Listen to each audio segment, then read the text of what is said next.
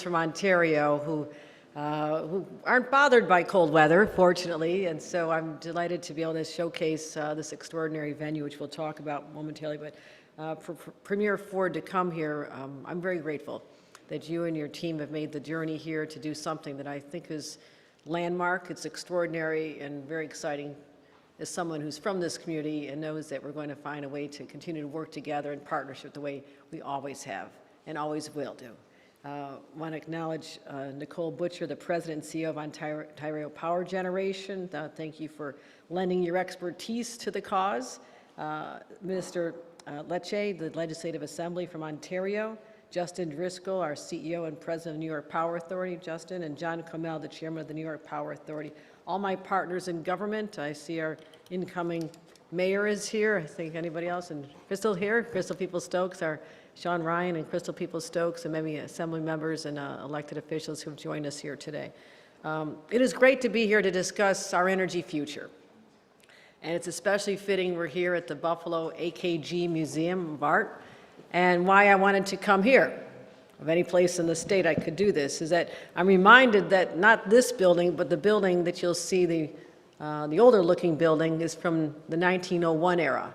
And it was built in order to help showcase the fact that Buffalo was basically the epicenter of everything at the time when it came to power, because we were the first city in the world to be electrified.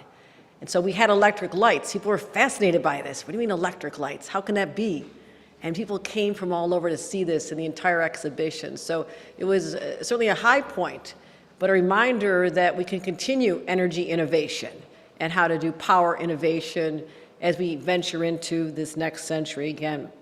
So Buffalo is known as the City of Light, and actually I would say the museum was built for the exhibition. It wasn't done in time, so it missed the opening, but we still celebrated associated with that as well. But this new building is a reminder of the future, and a reminder that traditions matter. And there's been a long-standing, proud tradition of cooperation between New York and Ontario. This has always been just a neighbor.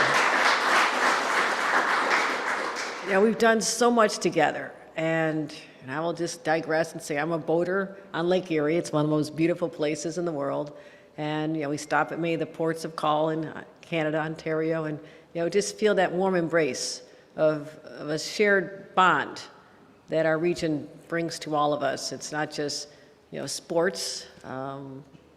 Go Blue Jays next time. You did very well this year, but also I know you're rooting for the Buffalo Bills, and you come to hockey games and the baseball games in the summertime as well. And but also our culturals, our tourism. You'll find me in my old life many times up at Niagara-on-the-Lake or strolling around both sides of the falls. And so it's a world-class region. And we need to continue working together to promote these incredible assets, but also the strength of our friendship and relationship, which is enduring. And I'm also reminded we just came off of the bicentennial, the celebration of the Erie Canal, something that was an extraordinary feat of engineering in its time, but also it opened up Canada to New York City. And that connection also was one of the catalysts for explosive growth, opening up the Midwest, Canadian cities, ultimately the Seaway, St. Lawrence Seaway that came through. So we've always been connected through waterways and energy sources as well. And our economies are intertwined. The trade, despite some setbacks, won't go into too much detail there, but we want to make sure that our trade relationship remains trust. It's a beneficial relationship. We understand that. And I'll acknowledge that there's been some terrible policies that have come out of Washington, coincidentally just in the 1 year.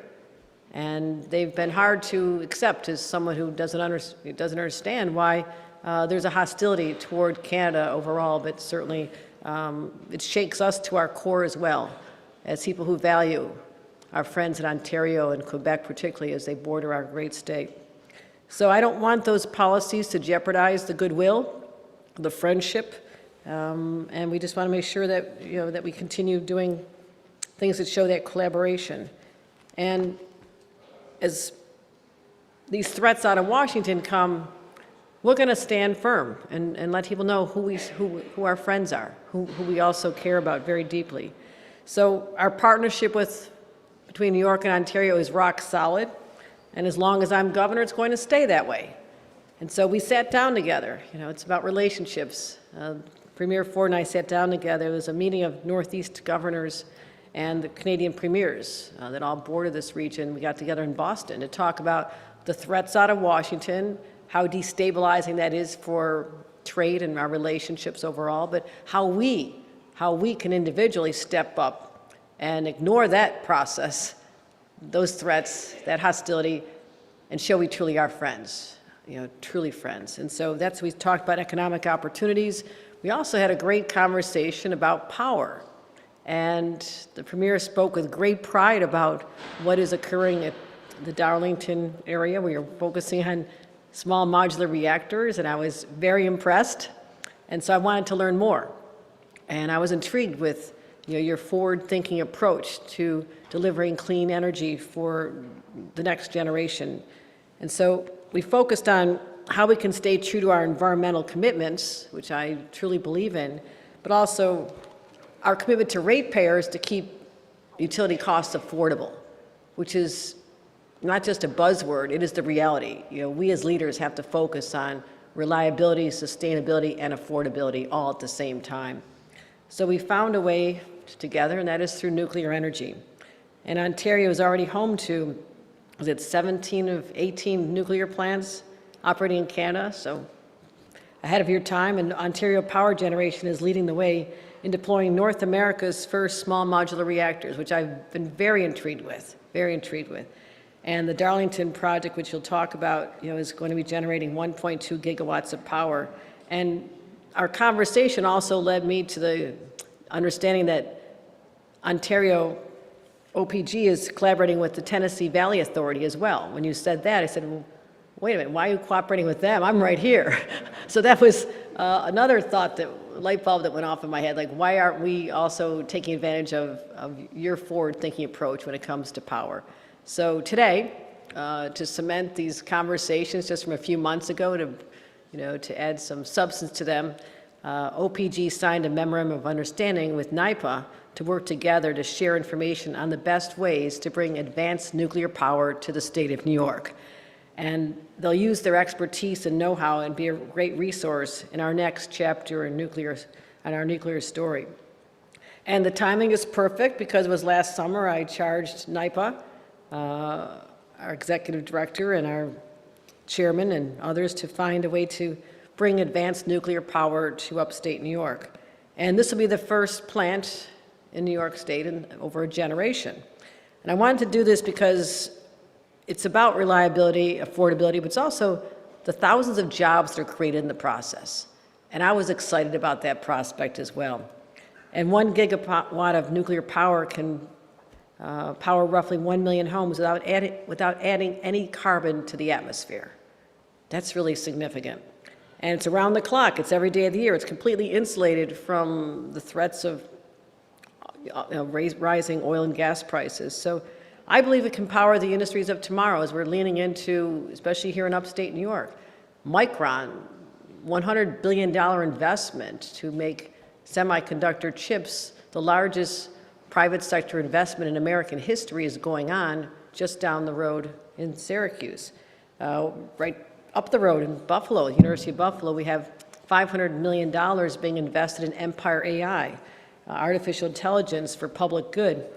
So we need the power source. We want to do all this. Our ambitions are broad. They're exciting. But we don't power it, it doesn't work. And that's the challenge that we've embraced. And we're moving with great speed. I am very impatient. And I want this to happen. I know there's traditionally been hurdles. Our state has right now 3 nuclear plants operating. They're all up on Lake Ontario. And one is actually the oldest operating nuclear facility in the United States, going strong and safe since 1969. But it's time for us to bring new nuclear technology into the 21st century. I've spoken actually to President Trump about this in the White House and talked about the fact that people aren't embracing nuclear because there's a perception it is a long, arduous process, even a decade, to get approvals, And we gleaned that over 7 of the 10 years it takes to get nuclear approvals are at the federal level. So he has agreed to find ways to approach that with more urgency. We are working closely with the federal administration in this particular area. And I want to make sure that everyone knows that we'll bring down the barriers and the costs. That's important. But also, this is not your grandmother's and your grandfather's nuclear. This is advanced. This is state-of-the-art. This is safe. This is safe. And it has automatic safety systems and enhanced containment and rigorous, very rigorous environmental safeguards. So since the last 6 months when I directed NYPA to build 1 gigawatt of new nuclear capacity, we've moved aggressively to realize that vision. The deadline for requests for information passed just last week, and I'm happy to announce that there are 23 developers who've expressed an interest in developing nuclear project with NYPA. That's extraordinary. That's beyond what I could have imagined. That's a new era for nuclear power in the state of New York. And 8 communities have expressed interest in hosting a plant. Also a very positive development. So what we want to do is make sure we also have the workforce to be able to do all this exciting work. And I've announced $40 million over the next 4 years in new funding for NYPA to launch a specialized nuclear workforce training program with our unions and our universities. So that's how we'll meet the demand, by focusing now on the training required so we have the workforce in place. And we've made some strategic hires at NYPA. Christopher Hansen, the former chair of the U.S. Nuclear Regulatory Commission, was hired as a senior consultant to help us navigate that federal licensing. And I'm sorry I took Todd Josephowski, hired as our Senior Vice President of Nuclear Development, formerly the project director at Darlington. So, which are already underway, so we need some help, okay? You're good with that? So he'll make sure that just as happening at Darlington, which he'll talk about, is that the constructional process very quickly. So the first phase is being licensed this year, will be on track and operational. Our goal is to be within 5 years, not 10, but 5 years. And so we're excited about this and bringing a closer relationship. And in a couple minutes, Premier Ford and I will sign a declaration of intent to reaffirm and strengthen our historic bonds. We'll show the world that we have no tolerance for policies that are intended to drive us apart. We look forward to working together through this particular opportunity and many, many more as we focus on the sharing of opportunities and resources and intellect and expertise that'll help bolster both of our economies and keep us strong and to keep the lights on. So thank you very much, everyone. Appreciate you joining us. And I'd like to introduce now Premier Doug Ford. Thank you.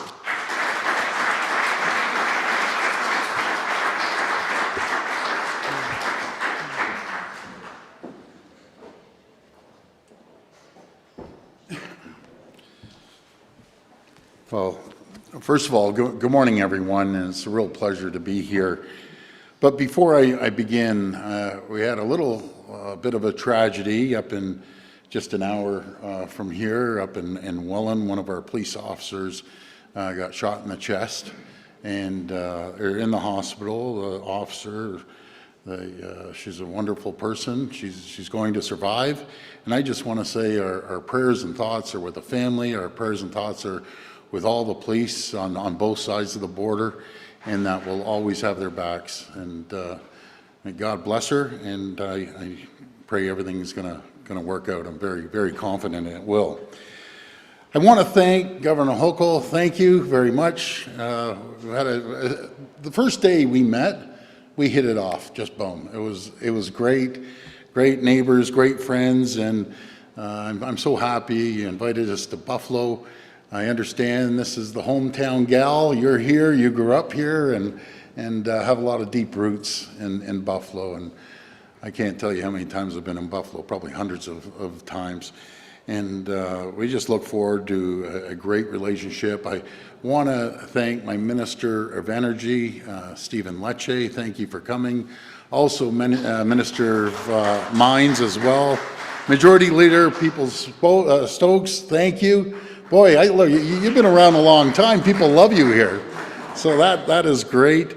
Along with Senator Ryan and Mayor, congratulations, Mayor Scanlon. thank you for hosting us in your beautiful city here. And as well, I want to thank Nicole. Nicole, for all your leadership and the work that you do over at OPG. And thank you for supporting our closest friends and allies to create new nuclear power. And as well as Justin Driscoll and John Colmel from NYPA. We're here today to celebrate and strengthen the deep relationship between New York and Ontario.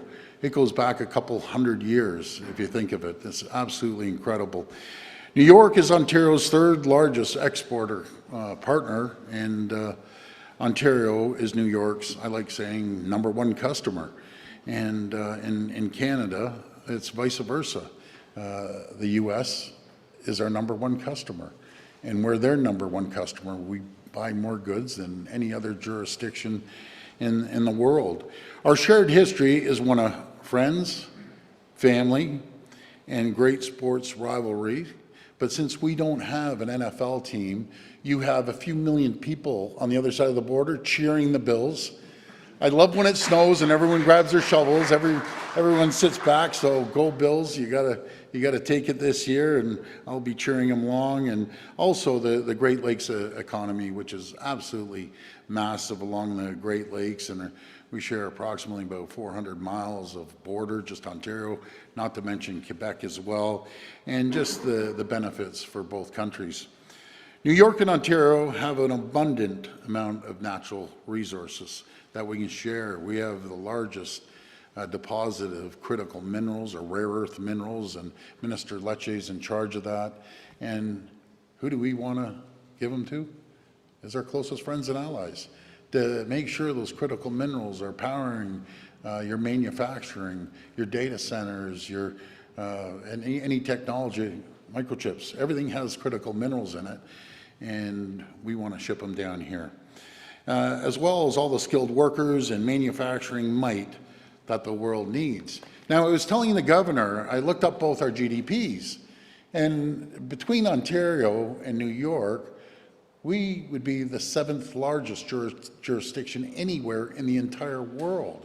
So New York and Ontario are economic powerhouses on all sorts of different fronts, no matter if it's manufacturing or banking. New York is #1 financial sector. We're right behind in #2, and as well as manufacturing and technology and AI and life sciences, and the list keeps going on. But with energy demand, everything needs energy. Ontario is expected to increase up to 90% over the next 25 years. I'm going to put this into perspective. We're building out, we're building new, no matter if it's a small modular reactors or large-scale nuclear, is 16,000 megawatts. Now, a lot of people out there, what's a megawatt and so on? I convert it into homes. So that's enough to power 16 million homes. And who do we want to give our energy to? Our closest friends and allies. No matter if it's New York State or Michigan or Minnesota that we ship power down to, and that really, that's the future. The future is having the energy to power the companies, power the homes, power massive data centers that take a tremendous amount of energy, and we're there for you. And I've always said, and I know I've mentioned this to the governor, just probably 2 hours up the road, we have Darlington there. We have another Bruce Power and Pickering. Bruce Power is the largest nuclear large-scale facility in the world. We're going to be adding on to that as well. So when you look at all of it, if we put everything out there, we'll have, what, 40,000 megawatts, probably a little more than that. We power up everything. For our part, Ontario is building the first small modular reactors in the G7. And we're leading the way at Darlington site, which is just, as I said, a couple hours up the road. We invite you. We invite to share the technology. We're very open. As you said, Governor, we're sharing the technology in a partnership with Tennessee Valley Authority. And I remember you said the same thing when I told you last time. How about us? And absolutely, we're going to be there for the folks of New York. And we're upgrading existing large-scale nuclear as well. across all our nuclear facilities, which is so important, and building the first large-scale nuclear facility in decades. So we have the 3, and then we have the federal 4th, but we're building a 5th one. It's going to be the largest, one of the largest in the entire world. And I agree with yourself, Governor, and I mentioned this to the Prime Minister when I saw him yesterday, that let's cut this red tape. Let's cut regulations. Let's start moving. Nowadays, around the world, it's faster, quicker, immediate. Because if we don't do it, other countries around the world, be it China or other countries, are going to be building out, and they're going to leave us behind. But I can assure you, with the leadership of Governor Hochul, ourselves, we will never, ever let that happen. We're close friends and the closest allies. For our part, as a saying over at the Darlington site, we will have you by, and I'd like to see this relationship start immediately. I saw both of you signing the agreement downstairs, so we're gonna sign that as well. And that's why I'm so thrilled to be here today to sign this historic, and I emphasize historic, energy agreement that's never been done before with New York and Ontario. This deal will see Ontario share our world-class expertise in large-scale reactors as well as the small modular reactors with the great state of New York. As part of our deal, Ontario Power Generation and New York Power Authority will work together on developing an implementation of advanced nuclear technology. I always say it's safe, number one, it's clean, it's green, it's reliable, and it's cost affordable for especially the ratepayers here and over in Ontario as well. But before I conclude, I just want to take a few moments to talk about our relationship. You know, I appreciate our relationship between New York and myself and the governor. I consider her a friend. She can pick up the phone anytime, and we'll be chatting on the phone. But first of all, I want to say I love the U.S. Canadians love the U.S., and I know the Americans love Canadians. I spent 20 years of my life in this beautiful country, in our Chicago manufacturing facility, in our New Jersey manufacturing facility, and I've traveled to every single state. And as I always say, my kids basically grew up coming to our Chicago facility and down in Florida. And I just want to say that we need to work together. Protectionism just does not work anywhere in the world. I call it AMCAN Fortress, American Canadian Fortress, that we put a ring around the two countries. We continue trading with our allies around the world, but make our countries the safest, wealthiest, richest, most two prosperous countries in the world. No matter if it's our energy that we're shipping down here or goods that we buy off our great friends and allies here, or rare earth minerals as well. You know, that's a beacon of stability and security, and it sends a message around the world, and together we will prosper, the likes of which two countries have never seen before. When, you know, I always say a tariff on Canada is a tax on the American people. And it's amazing. I talk to governors every day. I just talked to the great governor in North Carolina. I'm here with Governor Hochul. I talk to senators and congressmen and women. The ironic thing is, folks, I talk to both Democrat and Republicans. I have yet to meet a Republican that agrees with President Trump's strategy of going after his closest friends and allies. This does not work. You can't unscramble an egg that's been around for generations. You have to make the omelet larger, and everyone's going to benefit. There'll be more jobs, more security, and both countries are going to thrive like they've never seen before. But folks, I want to welcome everyone to Toronto. I can't wait to take a tour of this stunning art gallery, and I encourage all Ontarians to come and visit this beautiful art gallery, and vice versa. Anyone from New York State, come over to Ontario. Governor, maybe we put a zip line across Niagara Falls. I don't know what. I think we got to stop at the customs on either end, but we're going to do great things. The governor and I have also talked about a beautiful area is Niagara here and Niagara over in Ontario. We're going to do great things together, but I just want to say God bless the people of the United States of America and God bless the people of Canada. Thank you so much for having us today. Thank you.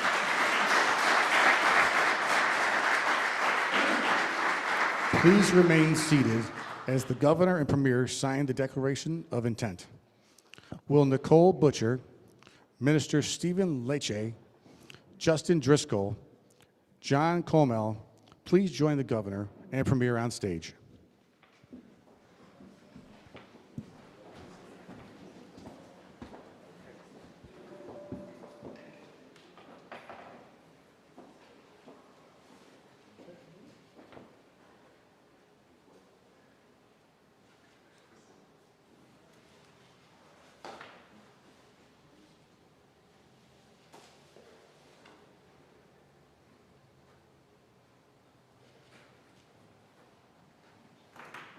You assign.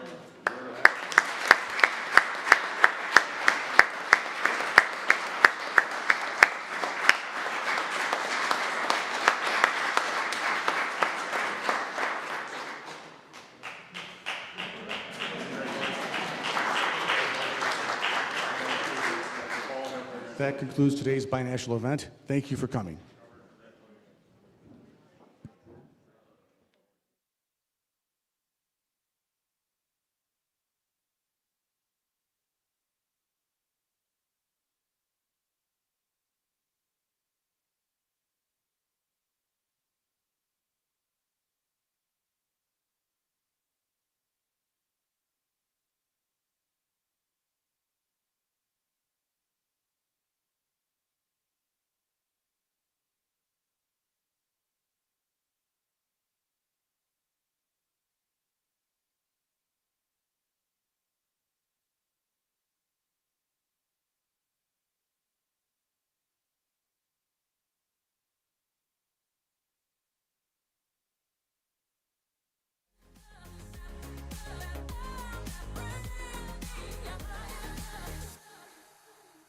Worlds are turning, and we're just hanging on, facing our fear and standing out there alone. I yearn, yeah, and it's real to me. There must be someone who's feeling for me.